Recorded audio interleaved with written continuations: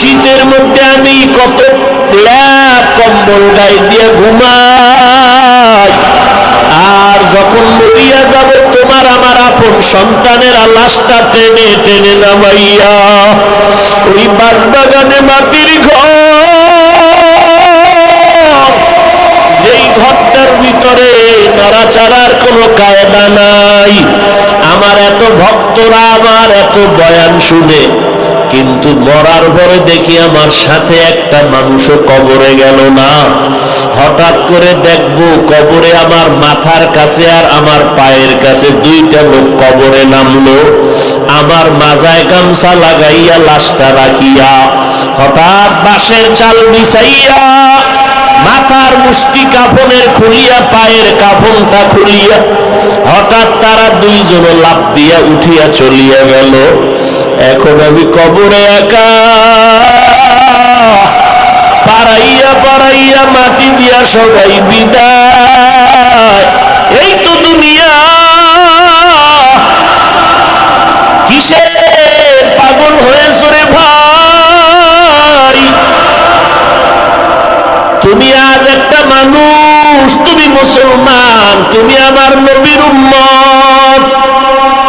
আমি তোমাকে এই কথা বুঝাইতে চাই না তুমি স্কুলে তালা লাগাও আমগো মতো হুজুর হয়ে যাও, একবারও বলবো না। বরং তুমি স্কুলে পড়ো, কলেজে পড়ো, চাকরি করো, ব্যবসা করো, আলহামদুলিল্লাহ, হাজারবার দোয়া করি। তবে অনুরোধ একটা, মানুষ হইয়া পরিচয় দিয়া চলো, মানুষ হইও না রে বাবা। ও যুবক, আমার নবী তো ভবিষ্যৎবাণী করে গেলেন, এই যুবকেরা, আমি মুহাম্মদ বড় ইতিম, আমি মুহাম্মদ বাবা বলিয়া ডাকতে পারি নাই, মা হারাইয়া বড় অসহায়, আর আমার থাকার মতো কোনো ঘর নাই। আমার চলার রাস্তায় আমার আপনজনেরা, বংশের লোকেরা কাঁটা দিয়া রাখতো, আমারে ঘুমাইতে দিত না। বারবার আবার ঘরের চারদিকে ওরা অস্ত্র নিয়ে দাঁড়াইতো, আমারে জবাই করবে।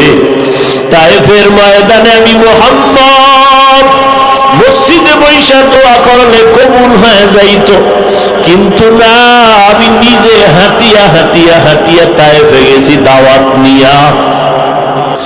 আমি মুহাম্মদের দিকে ইশারা কইরা তাদের সন্তানের লেলিয়ে দিয়ে বলে, পাথর মার, মক্কার পাগল আছে, তারাইয়া দাও, পাথর মারিয়া তারাও। ওই সময় আমি মুহাম্মদের গায়ে ওই তায়েফের কাফির, ওই বাচ্চাগুলো আমার গায়ে বৃষ্টির মতো পাথর মারলো। আমার মাওলা জিব্রাইলের পাঠায় কয়ে, যাও, আমার নবীর কান্না সইতে পারি না। যেই নবীজির শরীর মোবারকে মশা পড়া হারাম, মাছিও পড়ে না, আমার নবীর শরীরের ঘাম থেকে মেশকের ঘেরান, ওই নবীর শরীরে পাথর যখন মারতে শুরু করলো, ওই বেঈমানের পাথরের আঘাতে রক্ত পড়িয়া নবীর জুতা পর্যন্ত আটকায় গেল। নবীর কাছে জিবরাইল আইসা বলে, নবী অর্ডার করেন, তায়েফের বেঈমানের ধ্বংস করে দেই। মায়ার নবী কয়, না ভাই জিবরাইল, আমি বদদোয়া করার জন্য আসি না, এদের মারবা না, ওরা আজ আমাকে চিনে না, যদি চিনতে পারতো আমার গায়ে ওরা পাথর মারতো না। একদিন চিনতে পারলে দিনের উপকার হবে, খেদমত হবে। ওরা যদি জানতো আমি মুহাম্মদ বড় এতিম, আমার মা নাই, বাবা নাই, তাহলে আমার প্রতি ওদের দয়া আসতো। ওরা জানে না আমি মুহাম্মদকে। এরে যুবক, আজকে দেখো বাবা, তোমার চোখের সামনে ইহুদি বিধর্মীরা পর্যন্ত আমাদের কোরআনের বিরুদ্ধে, ইসলামের বিরুদ্ধে, আলেমদের বিরুদ্ধে।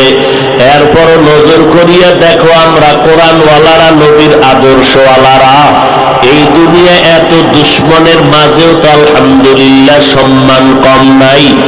এত বড় মহামারী করোনা গেল, কত ব্যবসায়ী ভাইয়ের ব্যবসা বন্ধ হয়ে গেল, চাকরিজীবীর চাকরি বন্ধ হয়ে গেল, কত যুবকের লেখাপড়া বন্ধ হয়ে গেল, টাকা নাই, বেতন দিতে পারে না, কিন্তু নজর করে তাকায় দেখো রে যুবক, একটা মাদ্রাসা পর্যন্ত বন্ধ হয় নাই। ওলামায়ে কেরাম যদিও কষ্ট করে, তারপরও কারো কাছে ভিক্ষা করে না, রাস্তায় গিয়া কারো কাছে বলেন আমারে টাকা দাও, না খাইয়া মরে যাইতেছি। তোমার চোখের সামনে যদি কোরআনের কারণে, নবীর সুন্নতের আমলের কারণে সম্মান থাকে এখনো, তাহলে কিয়ামতের দিন আমার মাওলার আদালতে কি পরিমাণ সম্মান হতে পারে। ও আল্লাহর বান্দারা, আমার আল্লাহর কোরআন পড়িয়া দেখিয়া কত বিধর্মীরা মুসলমান হয়ে গেল, আর তুমি মুসলমানের ঘরে জন্ম নিলা, আমার নবীর সুন্নাতটারে কেন জবাই করতেছো রে বাবা? তোমার অন্তরে কি একটু ভয় লাগে না? তোমার মতো যুবক আজকে তাকায় দেখো, ব্যবসা করিয়াও এক বেলার নামাজ বাদ দেয় না। বলো বাবা, তুমি কেন নামাজ পড়তে পারো না? কয়দিন আর বাহাদুরি করবা? আমি যত বড় বক্তা দাবি করিয়া বয়ান করি না কেন, তুমি টাকার বড়াই যতই দেখাও না কেন, আমি বক্তাগিরির বক্তার বাহাদুরি, তোমার টাকাওয়ালার টাকার বাহাদুরি আজরাইল আসা পর্যন্ত টিকবে। আজরাইল আইসা যখন আমি হাফিজুর রহমান রে সিগন্যাল দিবে, তখন আমার রক্তের লোকেরা আমার গেঞ্জি বেলেট দিয়া কেটে কেটে রেখে দিবে। তোমার মতো টাকাওয়ালারে, টাকাওয়ালার বিবিরা পর্যন্ত সন্তানেরা ঘর থেকে নামায়া 3টা নরমাল বাজারের সাদা কাপড়ে প্যাকেট বানায় দিবে। এখন কাপড়ে লেখা নাই এই লাশটা কোন বক্তার লাশ, কাপড়ে লেখা নাই কোন টাকাওয়ালার লাশ, কাপড়ে লেখা হবে না এমপি সাহেবের লাশ, কাপড়ে লেখা হবে না চেয়ারম্যানের লাশ। ও আল্লাহর বান্দা, সবার লাশ হবে সমান। ফেরেশতারাও আসবে কবরে, জানতে চাইবে না তুমি কয় টাকার মালিক, তুমি কত বড় ডাক্তার, জানার দরকার নাই। আমি বান্দাটাকেও যেমন 3টা প্রশ্ন করবে, টাকাওয়ালাকেও তেমন 3টা প্রশ্ন করবে। একই প্রশ্ন, রবের পরিচয় দাও, ধর্মের পরিচয় দাও, রহমাতুল লিল আলামিনের পরিচয় দাও।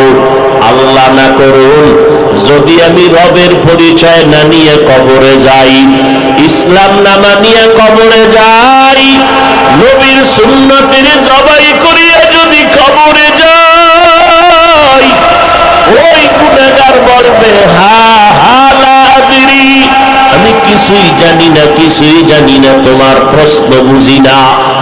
নবী বলেন, সাথে সাথে আমার আল্লাহ গায়েবী আওয়াজ দিয়া বলবেন, এ কবরের ফেরেশতা, এই নাফরমানের সাথে আর কথা বলিও না।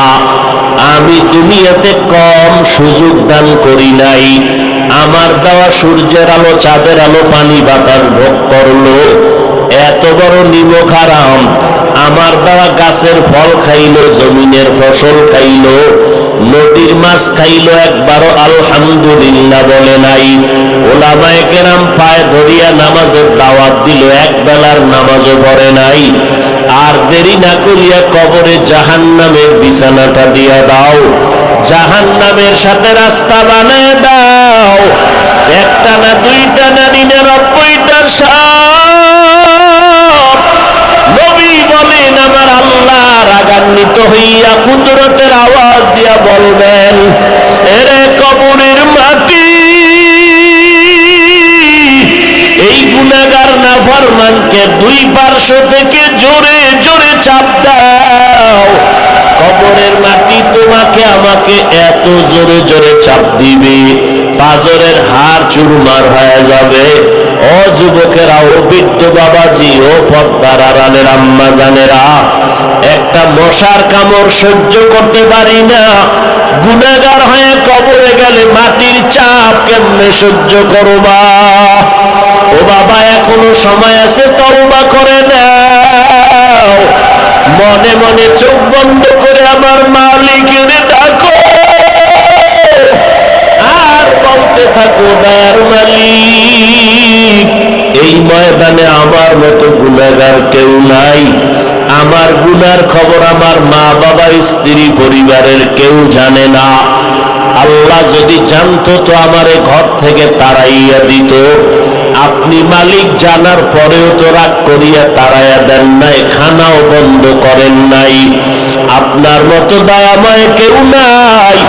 আজ আমি তওবার নিয়ত করেছি, ব্যবসা করব, চাকরি করব, লেখাপড়া করব, তবে নামাজ ছাড়ব না, মা বাবারে কষ্ট দিব না, উলামায়ে কেরামের বিরোধিতা করে গুনাহগার হব না, নবীর তরিকা মেনে চলব, 5 বেলার নামাজ পড়ব, মা বাবার দোয়া নিয়ে চলব, নবীর তরিকা মেনে চলব।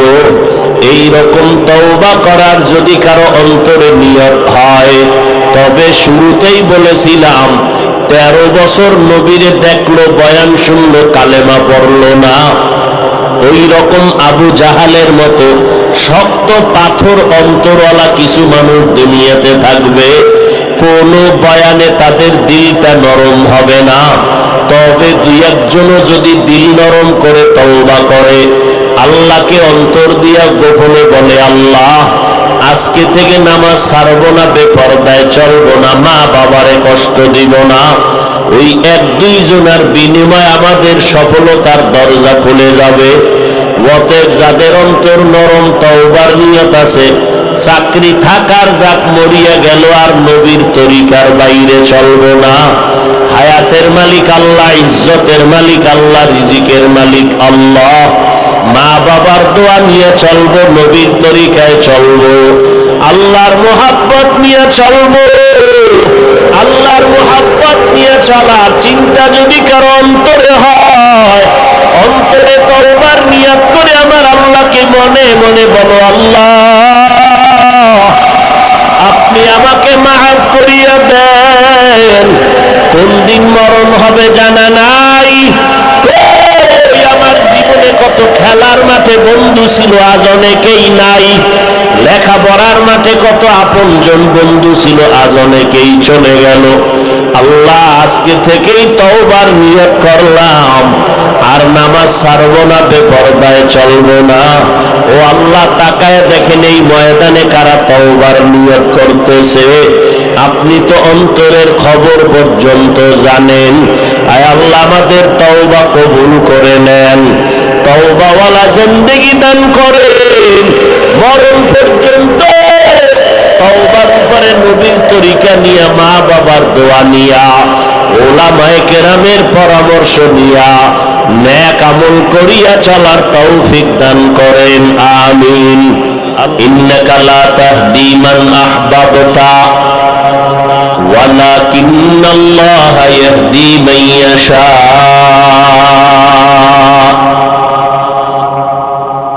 আপনি যাকে মহব্বত করবেন, হেদায়েতের মালা গলায় পরাইতে পারবেন না। হ্যাঁ, আমি আল্লাহ চাইলে পারবেন। হেদায়েতের মালিক আমি আল্লাহ। আমি চাইলে কাউকে হেদায়েত দান করব, চাইলে কাউকে হেদায়েত দিব না, এটা আমার ইখতিয়ার। এই রকম আমার হাতে রেখেছি রিজিকের ক্ষমতা। দুনিয়ার কোন মানুষের হাতে আমি রিজিকের ক্ষমতা দেই নাই। পরিপূর্ণ রিজিকের মালিক আমার আল্লাহ। রিজিকের পরিপূর্ণ মালিক এই চাবিটা যদি মানুষের হাতে দিত, তাহলে বুঝেন আমাকে হুজুর কবে মেরে হইতো আগেই। কি কিন্তু আমাদের টাকা নাই, বাড়ি নাই, গাড়ি নাই, অস্ত্র নাই, এরপরও জ্বালা হুজুর গনিয়া মুসলমানের ভয় পায়। অথচ আমরা সবাই ফকির, আমাদের টাকা পয়সা কম, গাড়ি বাড়ি কম, দক্ষতা কম, যোগ্যতা কম। এরপরেও কেন আমাদেরকে টাকাওয়ালারা, অস্ত্রওয়ালারা ভয় পায়? পিছনে পিছনে সব সাইজ করে লাগবে। ইমাম সাহেব ভালো না, এই ইমামের এই দোষ, সেই দোষ, জোরে কথা কয়, আস্তে কথা কয়, কেরাত নাম্বা লয়, চায়ের দোকানে বয়ে পুরা ফজর থেকে শুরু। আধা ঘন্টা সমালোচনা করতে করতে 3টা বনরুটি নাই, 6টা খেলা নাই। এর মধ্যে দেখে ইমাম সাহেব তসবিহ নিয়ে হাঁটতে হাঁটতে আসতেছে মসজিদ থেকে বের হইয়া। যেই লিডারে এতক্ষণ ইমামের বিরুদ্ধে কইল, লাফ দিয়া ইমামের সামনে দাঁড়ায় সালাম দিছে, সালাম আলাইকুম। সালাম স্টাইল সালামের, সালাম আলাইকুম। তার মানে তোমার উপরে খোদার গজব। তো হুজুর কয় ওয়ালাইকুম, গজবটা তোর উপরে। বুঝেন না কথা? সালাম আলাইকুম শব্দের অর্থ হলো তোমার উপরে আল্লাহর লানত। খুব খেয়াল করবেন। আর শব্দ হলো আসসালামু আলাইকুম। আইএ পাস করলা, বিএ পাস করলা, শুধু এতটুকু শব্দ বলতে পারলা না তুমি মুসলমান। আবার এক বুদ্ধিজীবী, কি জীবী? বুদ্ধিজীবী বলে, এই শুদ্ধ করে সালাম দেওয়া যাবে না, তাহলে জঙ্গি জঙ্গি ভাব। আমি ভাইলে জিজ্ঞাইতাম, বুদ্ধিজীবী সাহেব আপনার বুদ্ধির জীবী কত, 1 না 4? বুদ্ধির জীবী আছে তো, মেমোরি সাইজ কিন্তু সব সমান, ভেতরের জিবি একনি। 1 জিবি মেমোরির সাইজও যেমন, 8 জিবি মেমোরির সাইজও তেমন, কিন্তু ভেতরের কারবার কিনা 68 জিবি মেমোরি, 4 জিবি মেমোরি, সে 64 জিবি মেমোরি। আর 1 জিবি মেমোরির সাইজ, ডিজাইন, কালার এক। এখন এই 1 জিবি ওয়ালায় যদি কয় 64 ওয়ালারে তোর সাইজ আর আমার সাইজ এক, অতএব তোর মধ্যে যে বুদ্ধি আছে আমার মধ্যে আছে। এবার কয় যদি আছে তো ঢুকা। 1 জিবির মধ্যে যদি 64 ধাক্কা দেয়, কম্পিউটার হ্যাং, মেমোরিও হ্যাং। আল্লাহ সব মাথা সমান বানাইছেন, আমার মাথার সাইজটাও যেই সমান, আপনারটাও কি একটু যদি ছোট হয় এটাও সমাজে দোষ, একটু মাথা বড় হইল দোষ। তাহলে আমাদের সব মাথার সাইজ সমান, ভেতরের জিবি এক নয়। কারো 1 জিবি, কারো 2 জিবি, কারো বুদ্ধি 4 জিবি, কোন মানুষ আছে জিবি নেই। কারণ যেই তালে বিড়ি টানে জিবি থাকে কিভাবে? গাঞ্জা খাইয়া চেহারাটারে অনুমান বানায়, মদের বোতল নিয়ে সারা রাত রাস্তায় পাগলের মতো ঘুরে, আর গোটা দেশের মালিক আমি। ম্যাডাম কার ঘরে তো চাউল নাই, এটা তো বোতলের দোষ, আমার দোষ কি? আছে না নাই? সারা রাত মদ নিয়া পাগলের মতো রাস্তায় পড়ে থাকে। দিনের বেলা একটু মানুষের মতো পরিচয় দেয়, রাতের বেলা পশুর থেকেও খারাপ হয়ে যায়,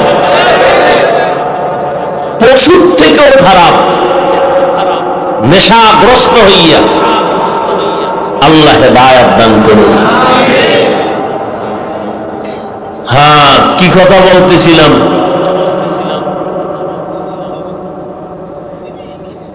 আল্লাহ পাক রব্বুল আলামিন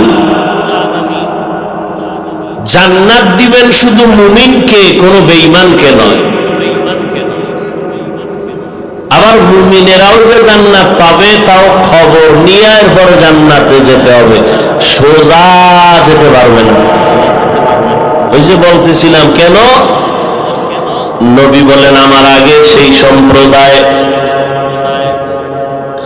আসমান থেকে ডাইরেক্ট খানা পাইয়াও আল্লাহর সাথে গাদ্দারি করেছে।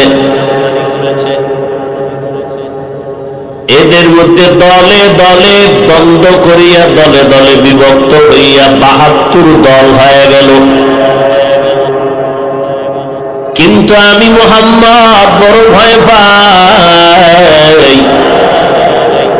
আমার উম্মতের মধ্যে দ্বন্দ্ব এমন পর্যায়ে যাবে যে তাদের দল আরো একটা বেড়ে যাবে। কয় দল হইব টোটাল? 73।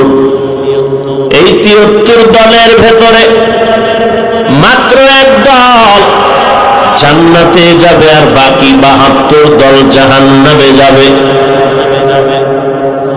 নবী বলেন ওই যে ৭২ দল জাহান্নামে যাবে, এরা হিন্দু না, বৌদ্ধ না, ইহুদি না, খ্রিস্টান না। এই ৭২ দল জাহান্নামী সব হবে মুমিন মুসলমান। আবার এক দল জান্নাতি, তারাও হবে মুমিন মুসলমান। ৭২ দল মুমিন মুসলমান জাহান্নামে কেন যাবে? এদের মধ্যে লেবাস পোশাক সুরাত ঠিক থাকবে, কিন্তু আকীদার ভেজাল হবে।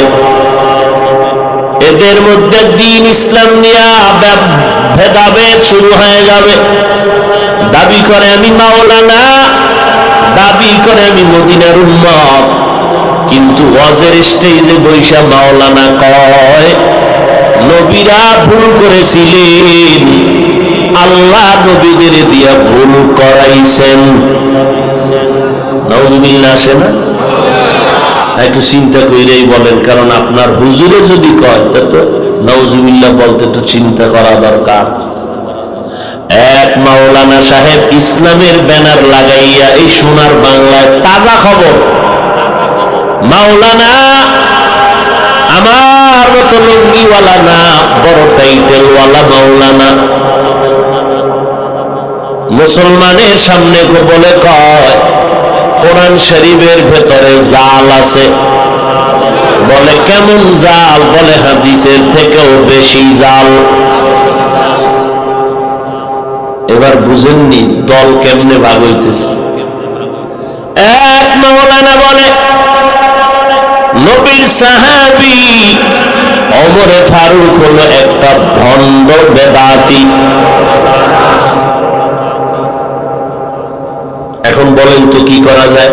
ওই হুজুরের লগে তাল মিলান যায়নি? বলেন, ওই হুজুরের দল থাকলে ওই দলে যাওয়া যায়নি? না।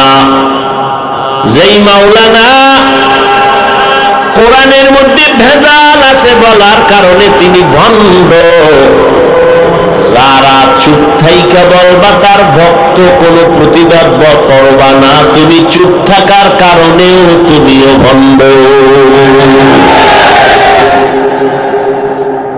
এজন্য নবী বললেন আমার উম্মতের মধ্যে ৭৩ দল হবে, মাত্র এক দল জান্নাতে যাবে, বাকি ৭২ দল জাহান্নামী।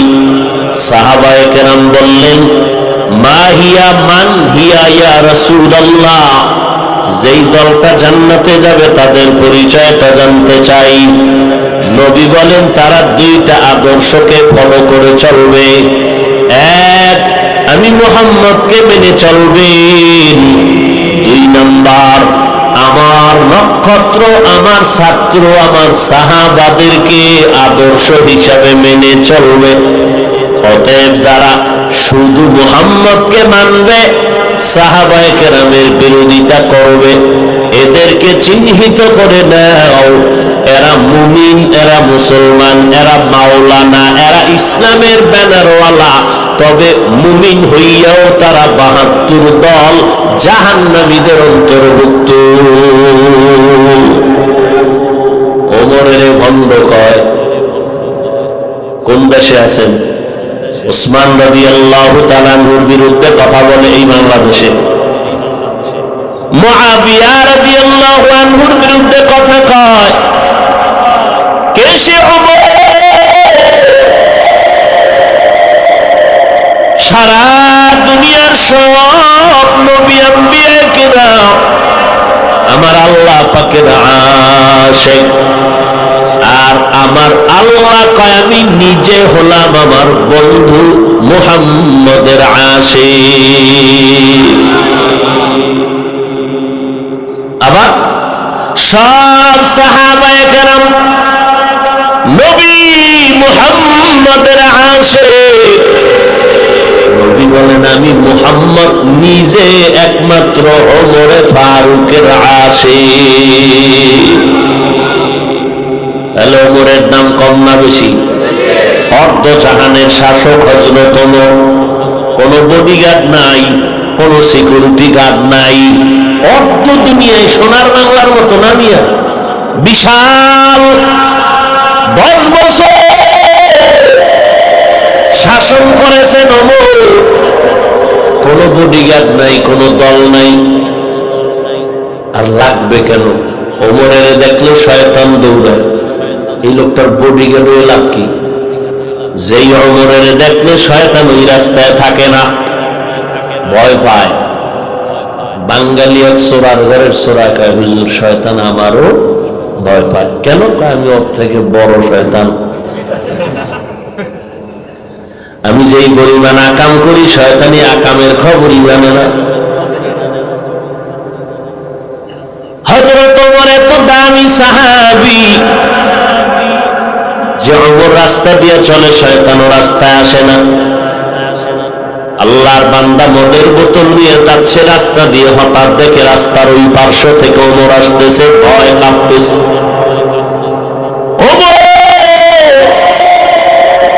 সামনে দাঁড়াইলা আমার উপায় নাই, না দৌড়াইয়া কোথাও যেতে পারি, না বোতল ফালায় দিতে পারি। ওমরের নজর বড় তীক্ষ্ণ, কারণ ওমর জমিনের মধ্যে জুমার নামাজে খুতবা পড়তেছেন।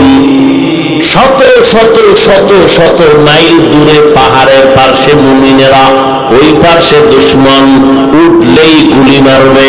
ওমর খুতবার মধ্যে দাঁড়াইয়া এখান থেকে চিৎকার দিয়া বলতেছে, ইয়া সারিয়া আল জাবাল, ইয়া সারিয়া আল জাবাল, ইয়া সারিয়া আল জাবাল। শত শত মাইল দূরের থেকে ওমর ডাক দিয়া কয়, এ সারিয়া, পাহাড় পাহাড় পাহাড়, দুশমন থেকে সাবধান। সারিয়ার থেকে খবর নেওয়া হলো। সারিয়া ডাক দিয়া কয়, ওমর যখন আওয়াজ দিছে খুতবার মধ্যে মদিনায়, আমরা শত শত মাইল দূরের থেকে ওমরের আওয়াজটা স্পষ্ট কানে শুনতে পেয়েছি। সেই ওমর, তারে যদি কোনো মাওলানা ভণ্ড বলে, ওই মাওলানাকে ভণ্ড হওয়ার আর কিছু লাগে? এইবার বুঝেন যে আমাদের ইসলামের হুজুরদের হালাত কি। আওয়ামী লীগ ওয়ালারা কয় না কোরআনে ভেজাল আছে, বিএনপি ওয়ালারা বলে না কোরআনে জাল। কে বলেছে?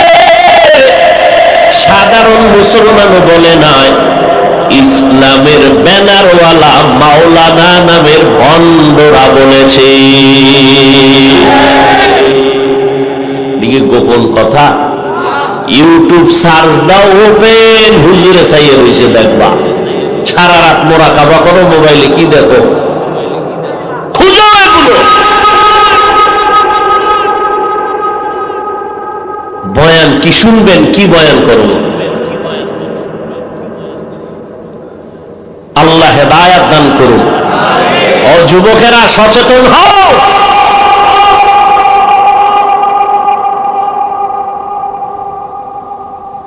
আল্লাহ তাআলা মুমিনকে জান্নাত দিবেন, আর কাউকে দিবেন না। এই জন্য আল্লাহ মুমিনের বলেন, দুইটা আদেশ দিলাম। আল্লাহকে ভয় করো, জবানটাকে তোমরা কন্ট্রোল করো। কোন পদ্ধতিতে কন্ট্রোল করবা? আল্লাহ বলেন, কারো পদ্ধতি মানা যাবে না, একমাত্র আমি আল্লাহ অনুসরণ করবা, আমার বন্ধু মুহাম্মদের অনুসরণ করবা, আর কারো অনুসরণ চলবে না। গোলামি কার? আদর্শ মানব মদিনাওয়ালা নবী। এই নবীর আশিক উম্মতের দল, দুইটা আদেশ মানো, এক আল্লাহকে ভয় করো, দ্বিতীয় জবানটাকে হেফাজত করো। আল্লাহ পাক জবানের কথা কেন বললেন? পুরা বডির মধ্যে জিহ্বা হলো মারাত্মক একটা অস্ত্রের নাম। পুরা বডির ভিতরে কেমন অস্ত্র? জিহ্বা এমন এক অস্ত্র, ডানে টান দিলে কেটে যায় বেলেটের মতো, বামে ঘুরাইলে কাটে। জিহ্বা অস্ত্র মারাত্মক। হাত অন্যায় করে রশি দিয়া বেঁধে নাও, হাত কন্ট্রোল হয়ে গেল। পা অন্যায় করে পা বেঁধে নাও, কন্ট্রোল হয়ে গেল। কান গুনার কথা শুনে, অন্যায়ের কথা শুনে কানে তুলা লাগাও, কন্ট্রোল হয়ে গেল। ও বান্দা, তোমার চোখ অন্যায় জিনিস দেখে, পট্টি লাগায় দাও, বান্টিস করে দাও, চোখ কন্ট্রোল হয়ে গেল। জবানটায় অন্যায় করলে বলইদারে রশি দিয়ে বাঁধা যাবেনি, কষ্টে লাগানো যাবেনি, কোনো পট্টি বাঁধা যাবেনি, কিছুই করা যায় না। এই জিহ্বাটা কেমনে কন্ট্রোল করবারে বাবা? এই জিহ্বা কেমন মারাত্মক! জিহ্বাটা ডান দিকে নাড়াইয়া যদি কয় তুই মুক্তি পেয়েছো, আসামি ফাঁসির মঞ্চ থেকে ঘরে যাবে হাসতে হাসতে। আবার এই জিহ্বা আর কিছু না, এই জিহ্বাটাই যদি ঘুরাইয়া কয় এরে ধর, নিরপরাধ বান্দাও ফাঁসির মঞ্চে হাজির হতে বাধ্য। জিহ্বার পাওয়ার কি দেখছেন? মানুষ বলে মানুষের মুখে জয়, মুখেই ক্ষয়। এই জিহ্বা দিয়া নাড়াইয়া যদি অপরিচিত একটা মেয়েকে ডেকে বলেন কবুল, সাথে সাথে আপনার জীবন সঙ্গিনী হয়ে গেল। আবার কলিজার আপন সঙ্গিনীরে যদি এই জিহ্বাটা নাড়ায় এখন তালাক, সাথে সাথে বাবার বাড়ি চলে যেতে বাধ্য। জিহ্বার পাওয়ার কি? এই জিহ্বা দ্বারা কারো গুণগান করবেন, হাতিয়া নিয়ে হাজির, এত গুণগান গাইছো, এই গুণগান জমিনে কেউ গায় নেই। আবার এই জিহ্বা দ্বারা কারো বদনাম বলবেন, গালি দিবেন, কলিজা দিয়া বান্দা বদদোয়া করবে। এই জিহ্বার কথায় মানুষ খুশি হইয়া হাদিয়া দেয়, আবার এই জিহ্বার একটা কথার আওয়াজে মানুষ বেজার হইয়া বন্ধুত্ব নষ্ট করে দেয়। এত মারাত্মক অস্ত্র এই জিহ্বাটা। হাত অন্যায় করলে কন্ট্রোল করা যায়, কিন্তু জিহ্বা অন্যায় করলে কেমনে কন্ট্রোল করি না। কষ্টে লাগানো যাবে না, বাঁধা যাবে না, কোনো সেলাই করা যাবে।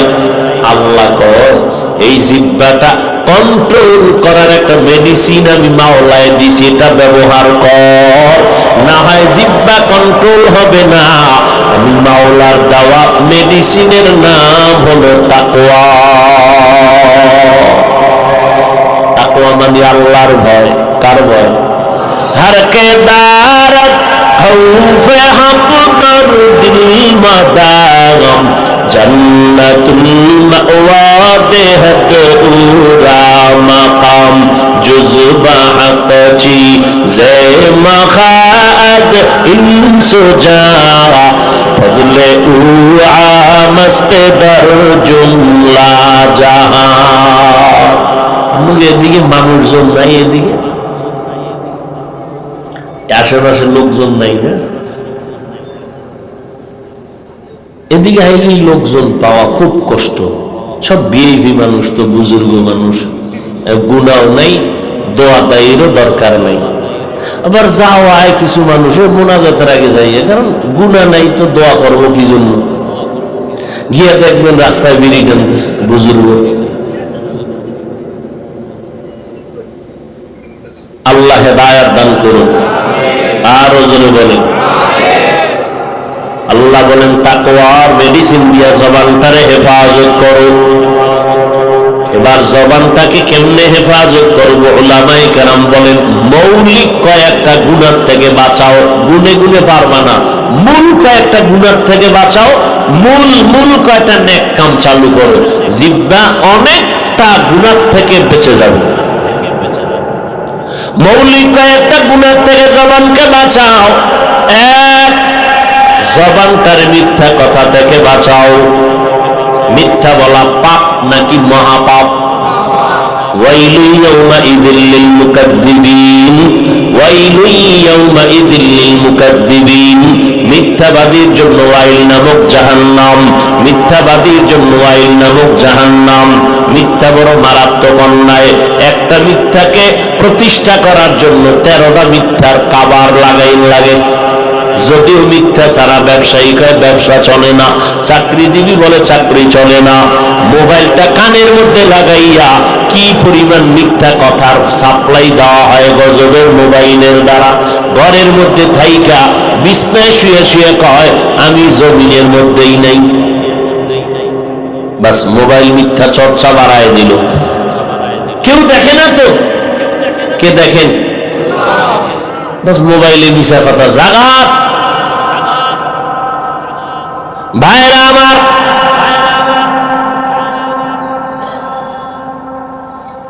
এক আল্লাহর বান্দা নবীজির সামনে হাজির,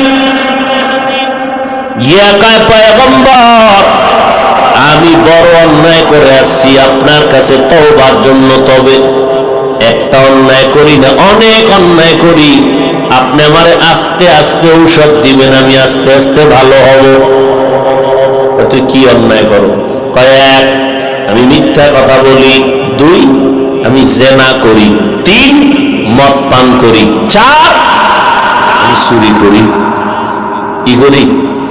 লোকটা সরল মনে গেছে ভালো হওয়ার জন্য।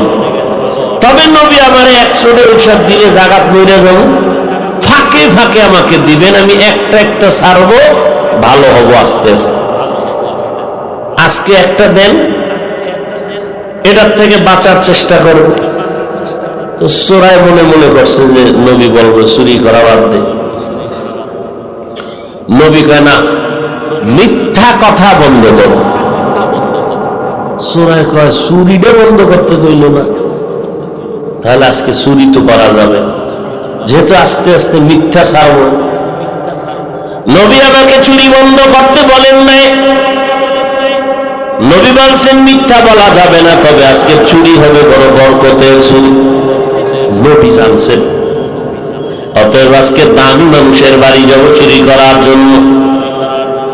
রাতের অন্ধকার, চুরির নিয়তে ঘর থেকে রাতের আধারে বের হয়ে গেল, রাস্তার মাঝে গিয়া পেরেশান হয়ে গেল। নবী জানে আমি চোর। বাড়িওয়ালা যদি মাল না পাইয়া নবীর কাছে গিয়ে আমার মাল নাই, নবী জানে আমি চোর। নবী ডাকবে, কার মাল নিছো? ক ওয়াদা তো নবীর সামনে দিছি, মিথ্যা বলা যাবে না, সত্যই বলা লাগবে না। নবীর সামনে দ্বিতীয়বার হাতে নাতে চোর হিসাবে দাঁড়াইতে চাই না। চোরায় চুরির বাড়ির থেকে রাস্তা বন্ধ করে নিজের ঘরে রওনা না, চুরি করে নবীর দরবারে যেতে চাই না। ঘরের মধ্যে গিয়া মদের বোতল নিল, মদ পান করবেন, চিন্তায় পড়ে গেল। মায়ার নবী যদি আবার জিজ্ঞাসা করে মদ কয় বোতল পান করেছিস? নবীর সাথে ওয়াদা দিছি মিথ্যা বলা যাবে না, স্বীকার করতে হবে। তো আমি আবার দ্বিতীয়বার ইচ্ছা করে নবীর হাতে ধরা পড়তে চাই না। মদের বোতল ফালায় দিল, জিনাও বন্ধ করে দিল। পরের দিন নবীর সামনে গিয়া ডাক দিয়া কয় নবী আপনি শুধু আমার নবী না, মক্কা মদিনার নবী না, আপনি বিশ্ব নবী, সারা দুনিয়ার উম্মতের ডাক্তার। এমন একটা ঔষধ দিছেন, এক ঔষধে আমি পুরা ভালো হয়ে গেছি। ইমামুল আউয়ালিন ওয়াল আখিরিন বাহরে সাদকা রাহমাতাল লিল আলামিন সাইয়্যিদুল কাউনাইন খাতমুল মুরসালিন আখির আমদ বুদে ফখরুল আউয়ালিন। জবানকে যদি বাঁচাইতে চাও, আল্লাহর ভয় অন্তরে ঢুকাও। আমার মাওলার কাছে দাঁড়াইয়া হিসাব দেওয়া লাগবে। যতই চালাকি করো না কেন বান্দা, এই দুনিয়ায় চিরদিন চালাকেরাও বাঁচতে পারে নাই। যত বড় চালাক হও, নমরুদের থেকে বড় হতে পারবা না, খোদার কসম। ফেরাউনের থেকে বড় চালাক হতে পারবা না, সাদ্দাদের মতো বড় চালাক হতে পারবা না, কারুনের মতো বড় চালাক হতে পারবা না। দুনিয়ার বড় বড় চালাক গুলো ধরা খেয়ে গেল কার কাছে? যেই নমরুদ আমার আল্লাহকে মেরে ফেলার জন্য রেডি, আল্লাহরে মারলে ঝামেলা শেষ। একেবারে বাঁশ দিয়ে সিঁড়ি বানাইছে, আল্লাহরে মারতে যায় তীর নিয়ে উপরে। আল্লাহর কুদরত, ওয়া মাকারু ওয়া মাকারাল্লাহ ওয়া মাকারু ওয়া মাকারাল্লাহ ওয়াল্লাহু খায়রুল মাকিরিন।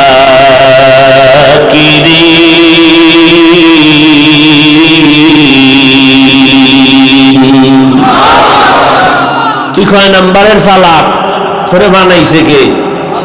তুই মাওলার সাথে চালাকি করবি? নমরুদ উপরে গিয়ে যখন তীর মারলো, একটা উড়ন্ত প্রাণীর গায়ে লাগছে, তো রক্ত লাগছে তীরের মাথায়। রক্তটারে নিয়ে নিচে একা দেখ মাইরে লাইছি। এই রক্ত কারে মারছে?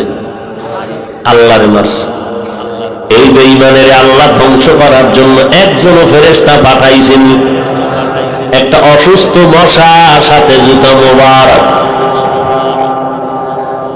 অসুস্থ মশা, এক পাও নাই,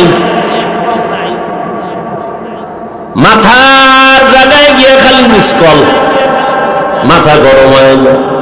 এত হালুয়া খাইলো, ডাক্তার দেখাইলো, কোনোটাই মাথা ঠান্ডা হয় না।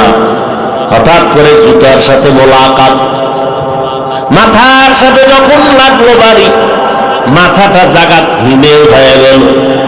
নমরুদকে এত ঔষধ খাইলাম, কিন্তু ভাইয়ের জুতার ভিতরে এত বড় কথা আগে জানি না, মাথার লাগে বান্ধে দে। এবার বাড়ি দেয়, মাথা ঠান্ডা। কয় যে বাড়ি কে দিবে? কয় টাকা দিয়ে কর্মচারী রাখ। কর্মচারীর কাজ হইল শুধু জুতার বাড়ি দেওয়া। কর্মচারীর ডাক দিয়ে কয়, কর্মচারী জানুনি তোর চাকরি কি? কি জাহাপনা? কয় তুই শুধু জুতার বাড়ি মারবি ফাঁকে ফাঁকে।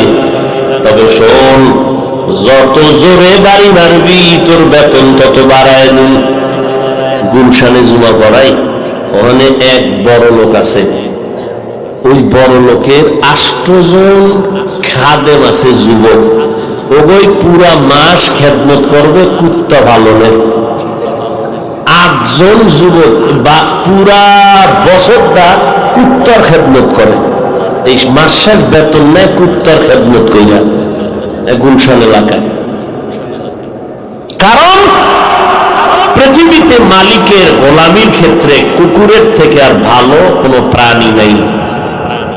খায় লাথি, কিন্তু আজীবন মালিকের জন্য প্রাণ দিয়ে দেয়। আজও পর্যন্ত কুকুর কোন মালিকের সাথে বেয়াদবি করছে? কামড় দিছে? নতুন মেহমান বাড়িতে ঢুকছে, কুকুর আওয়াজ দিছে, মালিক এই আমার মেহমান। কুকুর আসতে মাথা নত করে দিছে। এই জন্য দেখেন না, এখন নিরাপত্তার জন্য কুত্তা কিনে আনে। কারণ মানুষের উপরে তো বিশ্বাস নাই, বডিগার্ড বডির উপরে মাইরা দিলে উপায় কি? এই জন্য কুত্তা আনছে, কারণ কুত্তা বেইমানি করবে না। আসলেই কুকুর বেইমানি করে না। আজও পর্যন্ত কোনো মালিকরে কামড়ায় নাই, বরং মালিককে বাঁচাইতে গিয়ে কুত্তা নিজের জীবন দিয়ে দিছে। এই প্রমাণ এই সোনার বাংলায় হয়েছে, পত্রিকায় পর্যন্ত খবর আসছে। এই জন্য আল্লাহ কোরআন শরীফে সূরা আরাফে বলছে, অধিকাংশ মানুষগুলো জাহান্নামে যাবে, কারণ এরা পশুর থেকেও খারাপ। একটা কুকুর মালিকের থেকে কিচ্ছু পায় না, মালিকের জন্য জীবন দেয়। আর আমরা মালিকের থেকে সব পাইছি, বিন্দু থেকে বিন্দু দিতে রাজি না।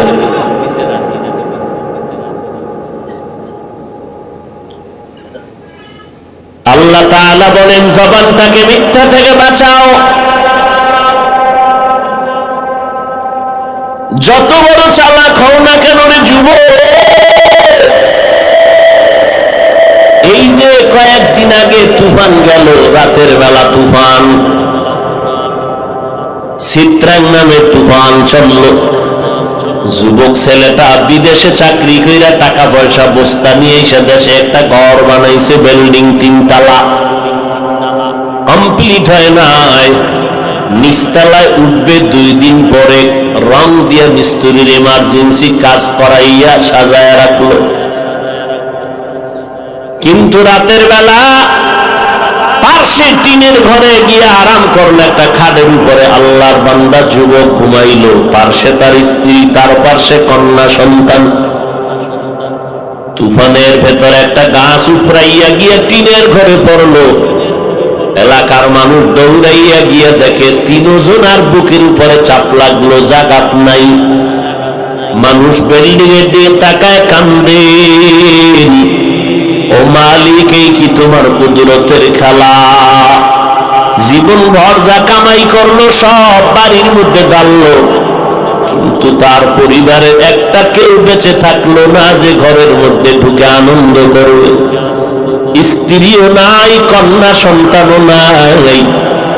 যমুনা গ্রুপের মালিক কত হাজার হাজার লাখ কোটি টাকার মালিক, করোনায় যখন গ্রেফতার করে ফেললো, ডাক্তারের কয় আমার স্পেশাল ফ্লাইটে সিঙ্গাপুরে নিয়ে যাও, কত হাজার কোটি টাকা চাও নিয়ে নে, আমারে বাঁচাইয়া দেও।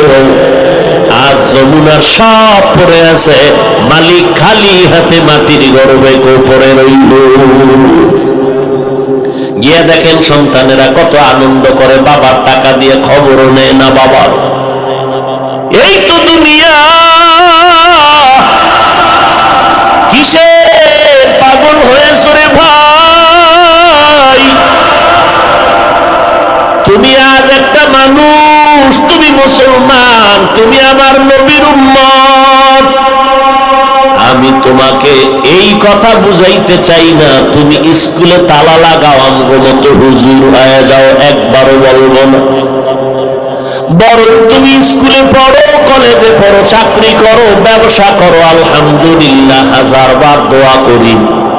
তবে অনুরোধ একটা, মানুষ হইয়া পরিচয় দিয়া চলো, মানুষ হইও না রে বাবা। তোমার মতো যুবক স্কুলে পড়িয়া কলেজে পড়িয়াও নজর করে দেখো, আমগো মতো হুজুর না, কোনদিন মাদ্রাসায় পড়ে নাই, অথচ 5 বেলার নামাজ পড়ে। এই রকম ছাত্র ছাত্রী স্কুল কলেজে যুবকেরা সাক্ষী দাও আছে না নাই? বালিশে মাথা লাগাইয়া 1 মিনিট চিন্তা করবি, তুমি কেন পারো না রে বাবা? ঘুমের মধ্যে যদি আজরাইল এসে হাজির হয়, বল কালকে কবরে কি জবাব দিবি? আমিও তো একটা যুবক, প্যান্ট শার্টটাই লাগাইয়া দাড়ি কামাইয়া রাস্তায় যদি মাস্তানি করতাম, কেউ আমারে বাধা দিত না। দাড়ির কারণে যৌবন চলে যায়, টুপি দাড়ির কারণে, জামার কারণে শরীর গরম, টুপির কারণে মাথা গরম। আবার কত মানুষ আমগো টুপিওয়ালা বলে গালি দেয়, কওমি মাদ্রাসায় পড়ার কারণে বাজে কথা বলে। এরপরেও কেন টুপি ফালাই না, নামাজ সারি না, বেপরদায় চলি না রে যুবক? একমাত্র কারণ আমার মাওলার কোরআন পড়ে দেখলাম একটা কোনো ভুল নাই রে বাবা। কত বড় বড় বেঈমানেরা ভুল বের করার জন্য অপচেষ্টা করিয়াও বের করতে পারলো না, বরং বহু বড় বড় বেঈমানেরা কালেমা পড়ে মুসলমান হয়ে গেল। ও যুবক, আল্লাহর গোলাম, বালিশে মাথা লাগাইয়া নিজেকে 1 মিনিট প্রশ্ন করিও, ওরে মান, তোমার মতো যুবক আজকে রাস্তায় গাড়ি চালায়, ড্রাইভারি করে, নামাজ বাদ দেয় না, বলো বাবা তুমি কেন পারবা না? তোমার মতো যুবক নদীর মধ্যে মাছ ধরে, নৌকায় নামাজ পড়ে, 1 বেলার নামাজও ছাড়ে না, বলো বাবা তুমি কেন পারো না? তোমার মতো যুবক সন্তান র‍্যাব, আর্মি, পুলিশ, বিডিআরের চাকরি করে, নামাজ বাদ দেয় না, বলো তুমি কেন পারবা না? ময়দানে কৃষি কাজ করে, গামছা বিছাইয়া নামাজ পড়ে, তারপরও নামাজ ছাড়ে না, বলো বাবা তুমি কেন পারবা না? আল্লাহর কি ভয় নাই? ইমাম আর নবীর প্রতি কি তোমার মোহাব্বত নাই? নবীর তরিকায় চলতে গেলে তোমার লেখাপড়া বন্ধ হবে না, চাকরিও যাবে না, ব্যবসাও বন্ধ হবে না।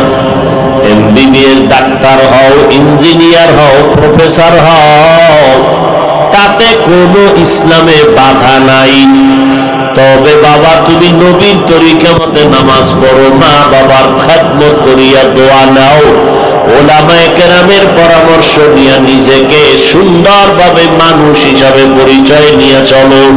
তোমার ব্যবহারে যেন আলেম ওলামারা দোয়া করে, খুশি হয়। তোমার ব্যবহারে যেন এলাকার কোনো মানুষ কষ্ট না পায়। তোমার ব্যবহারে যেন মা বাবার অন্তরে কষ্ট না যায়।